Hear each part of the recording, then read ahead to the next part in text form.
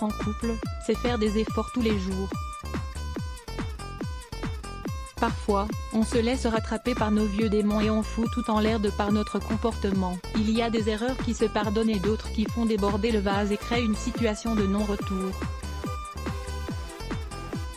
C'est exactement de celle-ci dont on vous parle aujourd'hui. Quand votre jalousie est excessive et injustifiée, aimer l'autre, c'est une chose, l'étouffer sous prétexte que vous l'aimez en est une autre. La jalousie est un vilain défaut surtout quand elle est excessive. Elle devient le meilleur moyen de courir vers la rupture.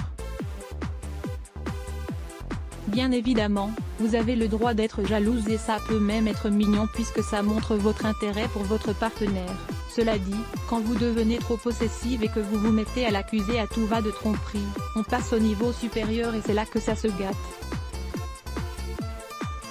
À long terme, vos accusations infondées risqueront de lui faire prendre la décision irrévocable de vous quitter.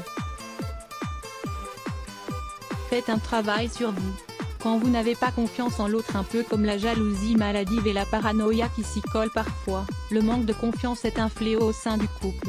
Vous doutez de tout, vous vous mettez à le surveiller, à le pister pour vérifier ses dires. Bref, bonjour le climat de tension.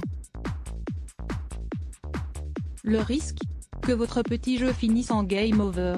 Ne pas dire ce que vous ressentez. Les silences dans un couple peuvent être fatals. Vous n'êtes pas avec votre psy certes, mais il y a certaines choses que vous devez dire à votre compagnon plutôt que de les garder en vous et d'entasser le ressentiment.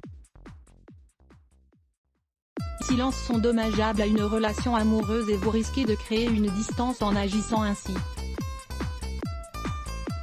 Il faut parler et s'expliquer pour pouvoir aller de l'avant sur des bases saines et solides. L'authenticité est la clé, surtout si vous aimez du fond du cœur votre partenaire.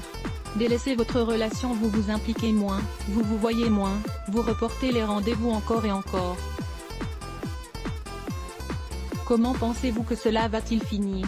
Il est important de vous poser les bonnes questions et de chercher à comprendre pourquoi vous ne réussissez plus à accorder du temps à l'autre.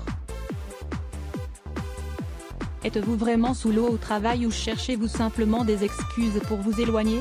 Parfois, on ne se rend même pas compte de ce délaissement, et c'est l'autre qui en paye les pots cassés jusqu'au jour où la relation se brise et le retour à la normale n'est plus possible. N'oubliez pas, une relation amoureuse ça se gère à deux, main dans la main et pas chacun de son côté. Kaina Boudjidja à voir aussi. Katy Perry aurait envisagé le suicide après sa rupture avec Orlando Bloom à lire aussi Adblock Test. Why ?